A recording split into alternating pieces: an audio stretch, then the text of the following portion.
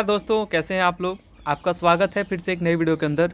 आज के इस वीडियो के अंदर हम लोग बात करने वाले हैं काफ़ी सारे स्टॉक्स को लेकर के। जैसे कि यहाँ पे जुपिटर के अंदर आपने ज़बरदस्त तेज़ी तो देखा ही है, वो तो पता ही होगा आपने।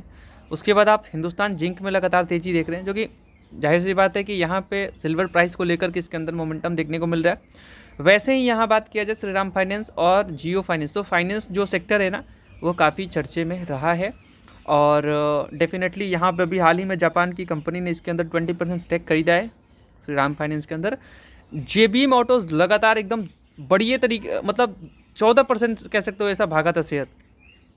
कुछ ऐसे शेयर जो बैठे हुए हैं, जैसे कि मेटल में ही बात करोगे तो यहाँ पे हिंडाल्को की बात करें तो हिंडाल्को भी चर्चे में है उसी कारण से। एंड कुछ ऐसे शेयर जो बैठे हुए हैं। अच्छा, अदानी जी को लेकर के कल मैंने बात नहीं किया था। मैं पहले ही बता दूं कि यहाँ पे एसीसी सीमेंट जो और ओरिएंट सीमेंट आपने सुना होगा, ओरिएंट सीमेंट को हाल ही में इन्होंने खरीदा था। तो यहाँ पे ये देश की सबसे बड़ी सीमेंट कंपनी बनाने जा रहे हैं बिरला जी को छोड़ के। तो जो ओरिएंट सीमेंट है एंड एसीसी सीमेंट है वो मर्ज हो जाएगा किसके अंदर, अंबुजा सीमेंट के अंदर। तो जिनके पास एसीसी का एक शेयर है उनको 3 शेयर मिलने वाला है। ऐसा सुनने में आया है कि 3 शेयर मिलेगा, मतलब जिसके पास 100 शेयर है तकरीबन उसको 330 के 333 के करीब शेयर्स मिलने वाले हैं दोस्तों। तो ये बताना ज़रूरी था, इसलिए हमने सोचा कि चलो इसको कवर कर देते हैं क्योंकि ज़रूरी था। और देखिए, जाहिर सी बात है कि जो शेयर्स मिलेंगे आपको एसीसी के बदले, जो मर्जर जब होगा तो जो अंबुजा का शेयर आपको मिलेगा, समथिंग उसका वैल्यूएशन बढ़ेगा। जब 3 cement company like Ambuja, ACC और ओरिएंट सीमेंट ये तीनों एक में मिलेंगे तो सबसे पहले जो 3 काम करने में कॉस्ट लगते थे ना, वो एक जगह पे होगा। समझ रहे हो आप? तो फ़ायदा तो होने वाला है। चलिए अब यहाँ पे देख लेते हैं निफ्टी 50 का आज का हालत। आप देखेंगे तो यहाँ पे 0.14 से आप कह सकते हो कि ये नीचे आज बंद हुआ है, जो कि आप पूछेंगे तो काफ़ी ऊपर नीचे माहौल था। और लग तो ऐसा रहा था शुरुआत में कि काफ़ी सारे लोग खुश हो जाएंगे आज के दिन ही रैली को, क्रिसमस रैली। एंड वो क्रिसमस रैली देखने को ना मिल के यहाँ पे ज़बरदस्त, इससे पहले आपने देखा होगा, इससे पहले एफआईआई ने ज़बरदस्त सेलिंग किया था। ज़बरदस्त तो आप कह ही सकते हो, क्योंकि रुपए क्यों कमज़ोर हो रहे हैं भारत देश में। आप देखेंगे रुपीज़ क्यों कमज़ोर हो रहा है, कारण तो एक तो अपना जो अमेरिका का टेंशन चल रहा है। तो जो हमें रुपीज़ मिलते थे उन्हें रुपीज़ उन्हें ख़रीदना पड़ता था, है ना, और वो हमें देना पड़ता था। अब यहाँ वो पहला कारण हो गया। दूसरा कारण ये हो गया कि भाई एफआईआई लगातार अपने पैसे को लेके जा रहे हैं डॉलर फॉर्म में, तो दिक्कत तो होगा अपने को। तो इसके कारण से और भी कारण बहुत सारे हैं, तो ये 2 कारण तो मुख्य लग रहे हैं। तो यहाँ बाज़ार का माहौल ये था और आप कह सकते हो 26,139 पे आज बंद हुआ है और कुछ खास रैली नज़र नहीं आया है दोस्तों। बात ऐसा है कि बिल्कुल धीमा सा माहौल है और इस माहौल में काफ़ी सारे सेंसेक्स की बात करें तो सेंसेक्स को भी हम लोग देख लेंगे, वो भी 0.14 से, मतलब दोनों एकदम भाई जैसे नज़र आ रहे हैं मुझे तो, क्योंकि यहाँ दोनों बिल्कुल साथ है। तो आप कह सकते हो कि चलिए कोई बात नहीं, आगे बढ़ते हैं।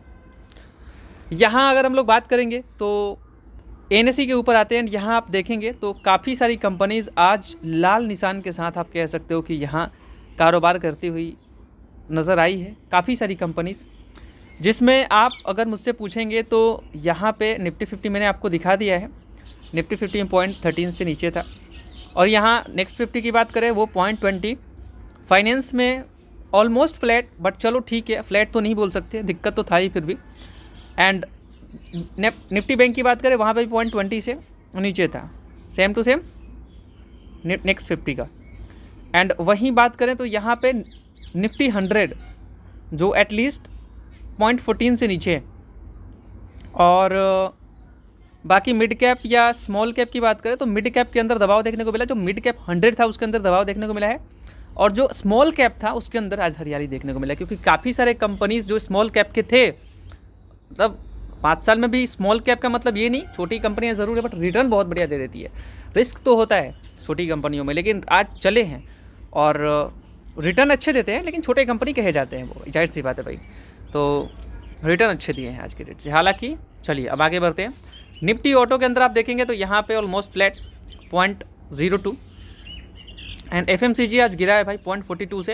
एंड IT तो दबाव में था, जिसके अंदर कोफोर्ज भी काफ़ी दबाव था और बाकी शेयर्स भी थे, IT कंपनी दबाव में था। ठीक है, अब चलिए डायरेक्टली हम लोग बात करते हैं पर्टिकुलर शेयर्स के ऊपर एंड बाकी रुपीज़ का क्या हालत है एंड क्या। तो सबसे पहले आज बात करेंगे JBM से, क्योंकि बहुत सारे लोगों ने JBM को ख़रीदा है, तो मैंने कवर करने का कोशिश किया कि चलो इसको कवर कर देते हैं। सबसे पहले JBM के ऊपर जाने का कारण आप कह सकते हो कि जो पहले आप देख लो यहाँ पे किस तरीके से JBM का शेयर अच्छे तरीके से बढ़ रहा है पिछले एक साल। इस साल की बात करें, इस साल में आप देखेंगे 17% ये शेयर गिर चुका है, 18% समथिंग। एक साल की बात करें 21% दोस्तों। और अपने हाई की बात करें तो ये JBM ऑटो जो है वो यहाँ पे 1000 से ऊपर कह सकते हो, 1100 का मुंह देख के यहाँ 600 पे आके पड़ा हुआ है। लगभग ऑलमोस्ट 50-50 जैसा माहौल दिखता है, परसेंट गिरा हुआ है वैसा, तो वो माहौल है यहाँ पे। और वैसे भी आप देखेंगे तो PE इनका ज़्यादा है दोस्तों, ये इसमें कोई डिनाई नहीं कर सकता, लेकिन काफ़ी गिरे हुए हैं। कंपनी फिर इतना अग्रेशन से आप देख सकते हैं 5 दिनों में 16% भागी है, यहाँ तो एक दिन में 10% समथिंग। तो तेज़ी तो देखने को मिल रहा है, मतलब ऐसा लग रहा था कि ये शेयर जो है 735 से टूट के जो ये 543 पे आया था, तो यहाँ जो 750 वाले लोग हैं यहाँ पे ख़रीदे, जो 6 महीने पहले की चार्ट है, तो ये लगभग कुछ दिन पहले की, ये सितंबर की बात है, जब मुझे लगता है कि यहाँ पे कारण दूसरा था। चलिए, तो यहाँ बहुत ज़्यादा गिरा हुआ है। ठीक है, सीधा 200-300 रुपये, 750 से 550। ठीक है, तो उसके कारण से आप ये मत सोचो कि यहाँ उसके कारण से हुआ है। कारण एक यह प्रदूषण का कारण आपने दिल्ली में सुना होगा, दिल्ली में और इंडिया के काफ़ी सारे सिटीज़ के अंदर जो प्रॉब्लम चल रहा है, तो उसके कारण से, क्योंकि यहाँ पे काफ़ी सारे न्यूज़ भी यहाँ पे आप देखेंगे तो यहाँ पता चलेगा। JBM ऑटो शेयर जंप 11.5%, ये इसके बारे में दिखाई दे रहा है कि यहाँ पे here is what investors need to know today. ठीक है, तो इस पर क्लिक करके अगर आप देखेंगे तो यहाँ पता चल पाएगा आपको। और मेजर कारण आप अगर ढूंढेंगे, बस में ये काम करती है बेसिकली कंपनी जो है, वो बस बनाती है। ठीक है, एंड कारण यही रहा है कि यहाँ पे EV के कारण से इसके अंदर काफ़ी सारे जगह से इनको काम मिलने की उम्मीद है और फंडिंग का भी कुछ चल रहा है बात। ये EV में बेसिकली काम करते हैं, आप देखेंगे यहाँ पे, तो यहाँ दिखेगा आपको by integrating it's operations along the value chain JBM Auto now manufacture its own buses and it's actively involved in the development of the EV ecosystem। तो इकोसिस्टम जो EV का है ना, इनका इसमें लगे हुए हैं अभी। एंड डिमांड क्यों है, तो यहाँ आप देख सकते हैं कि जो मेजर जो सिटीज़ हैं इंडिया के, वो पॉल्यूटेड नज़र आ रहे हैं, जिसकी वजह से आप कह सकते हो कि अपॉर्चुनिटी जो है इनके लिए सिग्निफिकेंट दिख रही है। एंड बाकी क्या होगा क्या नहीं होगा वो आप जानते ही हो, क्योंकि इसमें ऑलरेडी जो बड़े प्लेयर्स होते हैं दोस्तों, बड़े प्लेयर्स बहुत सारे हैं। जैसे आप टाटा के कमर्शियल में आप चले जाओ तो डेफिनेटली वहाँ पे भी वो शेयर तो अभी 400 का पार जा चुका है, और बाकी वही है। इसके कारण से थोड़ा शेयर जो है वो चर्चे में रहा है। एंड बाकी कुछ और कारण नहीं है, सिटीज़ जो पॉल्यूटेड हो रहे हैं, और वो तो आपने सुना ही होगा हाल ही में। IRFC की बात करें तो दोस्तों, ये रेलवे का शेयर अभी भी स्टिल बैठा हुआ है, मैं बता रहा हूँ आपको। एंड आप कह सकते हो कि यहाँ पे नीचे 109 के लेवल से 121 जा चुका है। एंड ये अच्छी बात है, 5 दिनों में 10% लगभग ऊपर गया है, 5 दिनों में 10% ऊपर आप कह सकते हो। एंड अभी ये मत सोचो भाग गया बहुत ज़्यादा, अभी भी ये बैठा हुआ है, शांत है रेलवे के शेयर्स। अभी तो इनमें उछाल बाकी है, अब देखेंगे बजट के टाइम पे क्या होता है। कोफोर्ज 2 दिनों से दोस्तों डाउन है, यहाँ पे आप कह सकते हो इससे पहले पिछले 5 दिनों की बात करें लगभग 7% टूट चुका है ये शेयर। ठीक है, यहाँ आप 23 की बात करें तो यहाँ गिरा था अचानक से, आप देखो 22 से शेयर डायरेक्टली 1866 से एक ही बार में गिर के 1771। यहाँ से भाई साहब 23 से सीधा 24 को यहाँ आप देखो हालत 6-7% टूट चुका है। तो हालत तो डैमेज देखने को मिल रहा है रिसेंट में। एंड वो तो मैंने आपको बताया ही था इसके बारे में पिछले वीडियो के अंदर कि वैसे भी आज IT टोटल स्टॉक्स थे, तो IT इंडस्ट्री आज गिरावट के साथ बंद हो गए। जो H1B वीज़ा का इन्होंने प्लान निकाला है ना ट्रम्प साहब ने, तो यहाँ से इन कंपनियों को आप कह सकते हो कि थोड़ा सामना तो दिक्कत का करना पड़ रहा है। ओला की बात करें दोस्तों, जो भी खरीदारी कर रहे हैं मैंने पहले भी सलाह दे दिया है कि आप ऐसे शेयर से दूर रहें जो लॉस मेकिंग कंपनीज़ है। अब बात कर लेते हैं यहाँ पे टाटा मोटर्स की। यहाँ पे आज 1% 1.10 1.1 आप कह सकते हो, तो वहाँ पे गिरावट देखने को मिला है। कारण आप समझ सकते हो, छोटे मोटे कारण कुछ खास नहीं रहे यहाँ पे। आगे बात कर लेते हैं, यहाँ पे अभी भी अपॉर्चुनिटी है लंबे समय के लिए। बात करते हैं यहाँ पे आगे मीशो। दोस्तों लॉस मेकिंग कंपनीज़ के अंदर आप मत जाओ, आज तो 5% अप देखने को मिला है। लेकिन वो दिन ये दिन भूलना मत जब वीडियो डाला था हमने कि 231 पे जब गया था तो मैंने आपको अवेयर किया था। फिर अगले दिन जो गिरा ये 201 पे आके डायरेक्टली फिर गिरा, तो भैया 187 से 197 फिर से ऊपर नीचे चलता रहेगा। एंड जिस दिन अगर अपने वैल्यूएशन से पूरा नीचे आने लगा, आपका लंका लग जाएगा, याद रखना। तो ये ग्रो का शेयर नहीं है कि एटलीस्ट स्टेबल रह सकता है, ठीक है। जो लॉस मेकिंग कंपनीज होती है ना, उनका हाल बहुत बुरा होता है, उसमें इन्वेस्टर्स फंसते हैं एक्चुअली। तो ठीक है, आप देख लेना अपने हिसाब से, मैं तो समझाना मेरा काम था। लॉस मेकिंग कंपनीज के अंदर पैसा ना लगाएं आप, फोमो में ना आए, कहीं 2-4-10% के लिए तो मार्केट में आप आए हो नहीं। डेली तो आपको खरीद बेच करना है नहीं, वो तो इतना मगज मारने से अच्छा है कि लॉन्ग टर्म के लिए बैठ जाओ। अच्छा, कुछ डिफेंस के शेयर्स हैं जिसमें आप एयरक्राफ्ट बनाने वाली कंपनी हिंदुस्तान HUL की बात करें, HAL की बात करें, हिंदुस्तान एरोनॉटिक्स, इनका एयरक्राफ्ट में काम है, काफ़ी वैल्यूएबल दिखते हैं। लगभग 3 लाख करोड़ की कंपनी है एंड 34 के PE पे है, डिविडेंड भी ठीक ठाक देती है। एंड ग्रोथ की बात करें तो ग्रोथ भी अच्छा है। 5500 से शेयर लगभग ये नीचे आ रखा है, इनका ऑल टाइम हाई देखेंगे तो लगभग 5500 के करीब है, उससे ऊपर भी। एंड वो शेयर वहाँ से आराम करते करते यहाँ 4400 पे आ रखा है। तो ये एक छोटा मोटा बाइंग का अपॉर्चुनिटी देता रहता है। चलिए बात करते हैं अब आगे। और ये बजट के टाइम पे मुझे ऐसा लगता है दोस्तों, पर्सनली मुझे ऐसा लगता है कि जो ये हो गया या भारत इलेक्ट्रॉनिक्स हो गए, डिफेंस के जो शेयर्स है ना, तो इनमें कुछ ज़्यादा, या इनमें तो मुझे ज़्यादा लग रहा है कि अपॉर्चुनिटी दिख रहा है कि हाँ यहाँ कुछ ज़रूर कुछ होने वाला है डिफेंस के अंदर। बाकी कुछ के अंदर हो या ना हो, रेलवे के अंदर हो ना हो, सिर्फ बिल्डिंग के अंदर हो ना हो, लेकिन मुझे ऐसा लगता है कि डेफिनेटली ये बिज़नेस बेहतर कर रहे हैं। और रेलवे की बात मैं नहीं करूँगा, रेलवे शेयर्स फोमो में भागते हैं। बिज़नेस में तो दो साल से ठंडे पड़े हैं, लेकिन इनके बिज़नेस में स्टिल मुझे ठीक ठाक ही नज़र आया है, ग्रोथ तो दिख रहा है। तो ये और भारत इलेक्ट्रॉनिक्स मुझे अच्छे लगते हैं। चलिए बात करते हैं आगे। मस्काडो के शिप बिल्डिंग में आते हैं, सबसे बढ़िया यहाँ ये हो गया, कोचिन शिपयार्ड हो गया एंड गार्डन रीच हो गया, तो काफ़ी सारे शेयर्स हैं तो जो अच्छे लगते हैं मुझे। ये थोड़ा ज़्यादा अच्छा लगता है, उसके बाद कोचिन शिपयार्ड, बाकी सारे भी हैं। तो देखिए ये वीडियो एजुकेशनल पर्पज़ के लिए, तो आप उसी नज़रिए से देखना, ये नहीं कि बिल्कुल मेरे कहने से किसी शेयर को आपको बाई नहीं करना है, मेरे कहने से किसी शेयर को आपको शेयर को सेल नहीं करना है, ठीक है दोस्तों। तो यहाँ पे आप देख सकते हैं काफ़ी अच्छा खासा यहाँ पे मोमेंटम देखने को मिल रहा है। और मज़े की बात पता है क्या है कि यहाँ जो ये 5 दिनों में शेयर 8% भागा है। जहाँ पे ये गिरा था, मैं आपको 1 महीने का चार्ट दिखाता हूँ, ये देखो आप, यहाँ पे मैंने बोला था भाइयों गिर रहा है ना, तो ये बाइंग अपॉर्चुनिटी, अच्छी कंपनी है। और यहाँ से आप देख सकते हो 8% रिटर्न दे चुका है ये शेयर। मेरे चैनल पे वीडियो अपलोड है, आप जाके देख सकते हैं। जब ये इस लेवल पे था, हमने वीडियो पर्सनली बनाया है और क्या बोला है आप जाके सुन लेना दोस्तों। तो जो अच्छी कंपनीज होती है, बड़ी कंपनीज होती है, इन्होंने पैसा बना के दिया है भाई। 1 लाख करोड़ की कंपनी है, PE भी रीजनेबल लगता है एंड डिविडेंड तो ठीक है। एंड बाकी ग्रोथ तो आप देख सकते हो, मैं ग्रोथ दिखा दूं आपको कि ये एस्टिमेट को बीट कर रहे हैं, बट फिर भी ठीक है, एस्टिमेट को एटलीस्ट ग्रोथ दिख रहा है यहाँ पे इस सेगमेंट में, ठीक है। अब देखते हैं किस तरीके से गवर्नमेंट काम करती है, बट मुझे थोड़ा ज़्यादा भारत इलेक्ट्रॉनिक्स, HAL, ये थोड़े ज़्यादा सब डिफेंस में थोड़े ज़्यादा लग रहा है कि यहाँ बेहतर कुछ हो सकता है। भारत इलेक्ट्रॉनिक्स थोड़ा ज़्यादा है मुझे, ठीक है। चलिए अब बात कर लेते हैं यहाँ पे BEL की बात करें तो भारत इलेक्ट्रॉनिक्स अगेन मैंने चर्चा कर लिया है। ये हो या डिफेंस शेयर्स बजट के चर्चा में रहने वाले, ये तो काफ़ी बेहतर काम कर रही है। अभी 3 लाख करोड़ की कंपनी है, लगभग 51 का PE है। एंड दोस्तों यहाँ पे आप देखेंगे तो क्वार्टरली ईयरली काफ़ी बढ़िया, ईयर ऑन ईयर बहुत बढ़िया ग्रोथ था इसके अंदर। बात करें यहाँ पे ट्रेंड के अंदर, रिटर्न्स भी बहुत बढ़िया दिया है, रिटर्न भी बहुत ज़बरदस्त। ट्रेंड की बात करें अगेन, आज शेयर अच्छे तरीके से, इतना नहीं था जी, ऊपर था, हाँ जी, 2.26% का लगभग आज तेज़ी दिखाया है। टाटा ग्रुप की कंपनी है, जोडियो स्टार बाज़ार, आपने नाम सुना होगा, और ये काम करते हैं और बहुत अच्छे तरीके से जो एनालिस्ट आ रहे थे वो बोल रहे थे कि 3000 आ जाएगा, 2000 आ जाएगा। ठीक है, आगे जो होगा वो देखा जाएगा, बट एक बाइंग अपॉर्चुनिटी थोड़ा दिखता है कि अगर जो अच्छे शेयर्स नज़र आते हैं ना उनके बुरे दिन पे, तो डेफिनेटली वो आपको कंसिडर करना चाहिए अपॉर्चुनिटी के तौर पे, क्योंकि 4000 का मुंह दिखा के ये शेयर 3900 का भी मुंह दिखाया ये शेयर, और वहाँ से आप कह सकते हो कि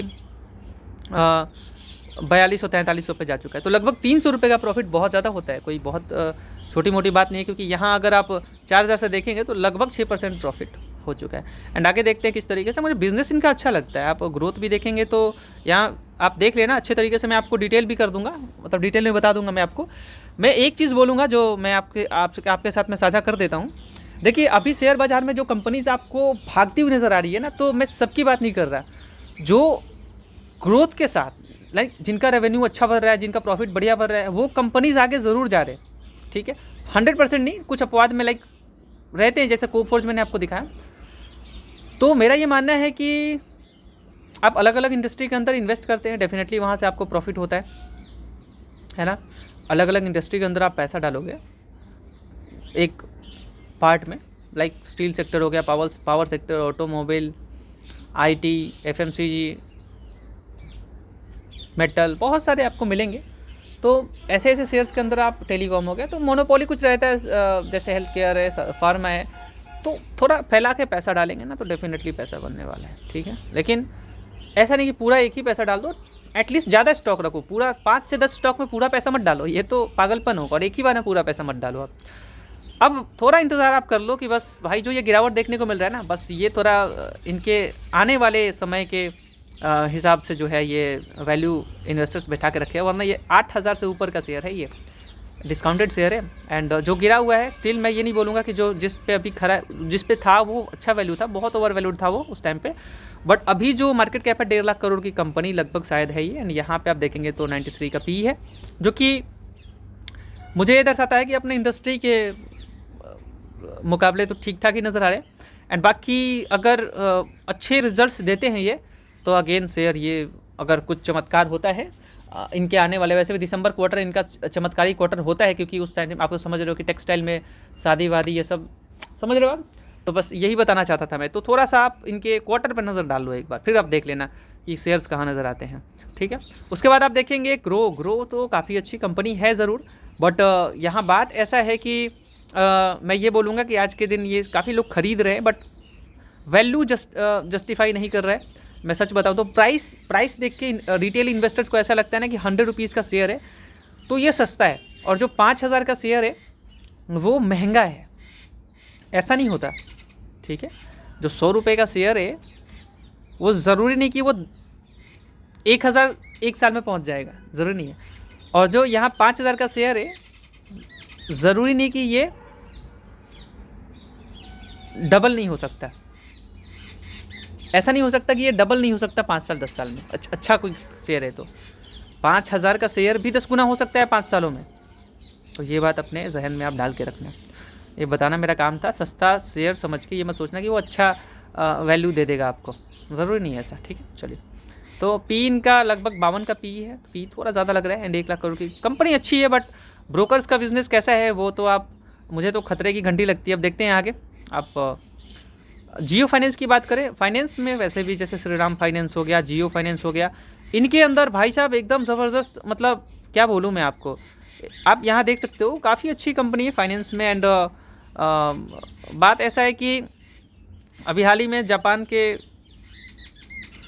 द्वारा यहाँ पे इनके अंदर स्टेक खरीदा गया था, और यहाँ पे हालांकि कुछ लोग हैं जो यहाँ आप देख सकते हैं, Devan Choksey bullish on NBFCs, see Bajaj finance, Shriram finance and convincing bets. तो थोड़े से इन्वेस्टर्स जो आजकल न्यूज पे चल रहे हैं ना, वो तो कह सकते हो कि यहाँ उसके कारण से भी। एंड जियो फाइनेंस के बारे में कोई चर्चा नहीं कर रहा है, क्योंकि वो तो पता चलेगा आगे। बट कंपनी तो अच्छी लगती है दोस्तों, बट देखते हैं क्या होता है। बट ये जो कंपनीज़ है, ये अभी जियो फाइनेंस का तो सफ़र का शुरुआत है। तो देखिए, मैं ये नहीं बोल रहा कि किसी भी शेयर के ऊपर आप तुरंत ही आ जाओ। डेफिनेटली अगर कोई बिज़नेस का शुरुआत हो रहा है, अगर आपको लगता है कि ये जो बिजनेसमैन है लाइक मुकेश अंबानी, ये बिज़नेस अच्छे कर सकते हैं, तो बस आप थोड़ा सा ये सोचो, थोड़ा टुकड़ा ऐड करके रख सकते हो, लेकिन फाइनेंशियल एडवाइज़र से कंसल्ट करके। बाकी नो फुल्ली इन्वेस्टेड, 3 से 5% अमाउंट डालना ही है किसी भी शेयर के ऊपर, और एटलीस्ट 30 से 40 शेयर रखने हैं आपको अलग अलग सेक्टर से। और किसी भी शेयर में इतना नहीं डालना है कि दिक्कत आपको हो जाए। दूसरी बात, वो जो 3 से 5% भी डालना है ना, जैसे मान लीजिए 1 लाख इन्वेस्ट करना है तो 3 से 4,000 या 5,000, ज़्यादा से ज़्यादा 6, या फिर 2 लाख इन्वेस्ट करना है तो ज़्यादा से ज़्यादा 10,000 रुपये, 5%। तो वही बात बोल रहा हूँ मैं, तो डालना है 10,000 या फिर 15,000 या फिर 20,000 परसेंटेज के अकॉर्डिंग ही, तो आपको एक ही बार में नहीं डालना, इनके क्वार्टर का इंतज़ार कर लो, क्योंकि मुझे ऐसा लगता है कि आने वाले क्वार्टर में ये कुछ अच्छे रिजल्ट दे सकते हैं। बट क्वार्टर रिजल्ट देख के कि कंपनी किस तरीके से बिजनेस कर रही है एंड जो शुरुआत इन्होंने करने का सोचा है उसमें कुछ मज़ा भी आ रहा है या नहीं, टाइम लगता है नो डाउट, लेकिन ज़रूर आपको इंतज़ार करना चाहिए, क्योंकि ज़रूरी नहीं कि क्वार्टर रिजल्ट आते ही पूरा शेयर ओवर वैल्यूड हो जाए, उस टाइम पे आप खरीद नहीं पाओगे, उस टाइम पे भी आपको चांस मिलेगा, तो डेफिनेटली वहाँ आपको इंतज़ार करना चाहिए। चलिए बात कर लेते हैं यहाँ पे हिंदुस्तान कॉपर। डेफिनेटली दोस्तों कॉपर का डिमांड तो चल रहा है, जो आप न्यूज़ में भी देख सकते हो। आज 3 घंटे पहले का ही न्यूज़ है कि जो हिंदुस्तान कॉपर है सो इतना उठ चुका है 52 वीक हाई पे, एंड कॉपर प्राइजेस अगेन, तो कॉपर प्राइस तो डेफिनेटली डिमांड पे रहने वाला है, ठीक है।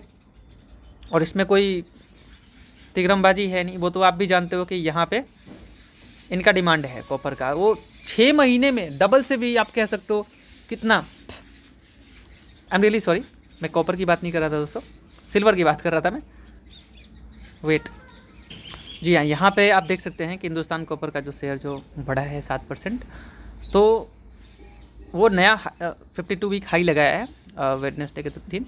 एंड यहाँ पे आप कह सकते हो tracking from global copper price after strong economic data from the US boosted demand outlook for the metal, तो उसके कारण से भी यहाँ पे आपको देखने को मिला है, ठीक है। तो ये सब देखने को मिल रहा है, तो वो आप कह सकते हो कि यहाँ पे इसी के कारण से हाई पे हाई लगाता हुआ नज़र आ रहा है, और इसी के कारण ही नहीं, बहुत कुछ अभी इसके अंदर, इसमें मुझे कॉपर में मुझे लगता है ना जो हिंडाल्को है वो भी अच्छा लगता है मुझे, तो आप उस पर भी थोड़ा नज़र रख सकते हो। हिंडाल्को भी कॉपर में बहुत बढ़िया काम कर रहे हैं, तो हिंदुस्तान कॉपर हो गया, हिंडाल्को हो गया, हिंदुस्तान जिंक। भाई साहब सिल्वर जब इस तरीके से 6 महीने में भागेगा तो इसके अंदर तो रैली तय है, 1 महीने में 37%, 6 महीने में 41%, इस साल की बात करें 40%, 6 महीने में तो ज़बरदस्त। तो भाई 6 महीने में डबल से भी ऊपर हो गया, क्या चाहिए आपको, ठीक है। मैं सिल्वर की बात कर रहा था, तो यहाँ उसी सेगमेंट में काम करने वाली कंपनी है, ज़बरदस्त है भाई। एंड यहाँ पे क्यों ना आए इसके अंदर, ठीक है, चलने वाला है। जैसे आप देख सकते हैं कि यहाँ पे Titan, Muthoot finance, Hindustan zinc, how gold and silver stock performed in 2025, तो यहाँ वो तो दिया गया है। बट मेरा ये मानना है कि देखते हैं, रैली तो बहुत खतरनाक है, बट ये रैली कब तक रह पाती है वो देखने वाली बात है। बट ठीक है, चलिए आगे बढ़ते हैं। यहाँ बात करते हैं गोल्ड की, तो गोल्ड यहाँ 1,40,000 1,40,540 रुपये, ये भी बोल दिया जाए, डेली नया हाई। जैसे कि पिछले वीडियो के अंदर सिल्वर कितना था, 1,23, आज कितना है 1,15 से 1,19, 1,19 से 1,23, 1,23 से देखना आप कितना हुआ है, 2,23 से, हम डेली सॉरी 1 बोल रहा हूँ मैं। तो डॉलर भी आज अच्छी बात नहीं है, ये FII बिकवाली कर रहे हैं भाई, वो तो एक रीज़न है ही, एंड भी बहुत रीज़न है, तो डॉलर स्ट्रांग हो रहा है, इंडिया के लिए बुरी खबर। सिल्वर प्राइस जो एक्चुअली 2,33 पे जा चुका है, जो 23 पे था कल के डेट से, 23 से डायरेक्टली 2,33,000 पर किलोग्राम, तो ये एक चिंता का सबब है। बट अगर जिन्होंने गोल्ड में और सिल्वर में पैसा डाला है ETFs में, तो उनके पास तो भर के पैसे आ रहे होंगे, मुझे ये पता है, क्योंकि जिसने इन्वेस्ट किया है सिल्वर के ETFs लेकर के, लाइक टाटा का भी आता है, मैं को रिकमेंड नहीं कर रहा, टाटा का आप ETF देखना क्या ज़बरदस्त भागा है, गोल्ड से तो ज़बरदस्त स्पीड जो है नज़र आ रहा है, 6 महीने में आप देखना भाई साहब एकदम दिमाग ख़राब। बट रैली हो रहा है, तो रैली कब तक, ये भी एक देखने वाली बात है, क्योंकि किसी का एक दायरा होता है, हद होता है, तो अगर रैली में जाना ही है तो एक बढ़िया उपाय होता है मेरे ख्याल से, वो होता है एवरेजिंग। अगर आपने एवरेजिंग कर लिया तो वो बढ़िया है आपके लिए। बाकी जब ये मुझे बहुत बड़ी कंपनी नहीं लगती, बट इस सेगमेंट में काम करने वाले ऑलरेडी बहुत सारी कंपनीज़ है, तो आप उसे ज़रूर कंसिडर करें। नाम सुन के किसी स्टॉक को पैसा नहीं डालने का, रिसर्च कीजिए, ऐसा नहीं है, पहले रिसर्च करके, और कोई भी डिसीजन मार्केट के अंदर लीजिए ना, तो बिना फाइनेंशियल एडवाइज़र से कंसल्ट किए नहीं लीजिए आप। और दूसरी बात, पेशेंस आप रखा कीजिए, पेशेंस नहीं रखेंगे आप तो मेरे भाई मिस्टेक हो जाता है इंसान से। आप सोचोगे सही उस टाइम पे, लेकिन इंसान का माइंड होता है ना, एक टाइम पे कैसा एक टाइम पे कैसा, तो ये दिक्कत आपके साथ भी हो सकता है। तो मैं यही रिक्वेस्ट करूँगा आप लोगों से कि पेशेंस रख के और फिर कोई डिसीजन लीजिए, ठीक है। क्विक डिसीजन लाइफ में खास करके शेयर बाजार में क्विक डिसीजन लेने वाले लोग लॉस करते हैं। ये रियलिटी है। Thank you so much for watching this video. एक लाइक करके मोटिवेट करना, मैंने शुरुआत से बोलना चाहिए था, हमें शुरुआत से बोलना चाहिए था दोस्तों। Thank you so much. एक लाइक करना आपने, कुछ भी बात अच्छा लगा होगा तो, बाकी तो है ही।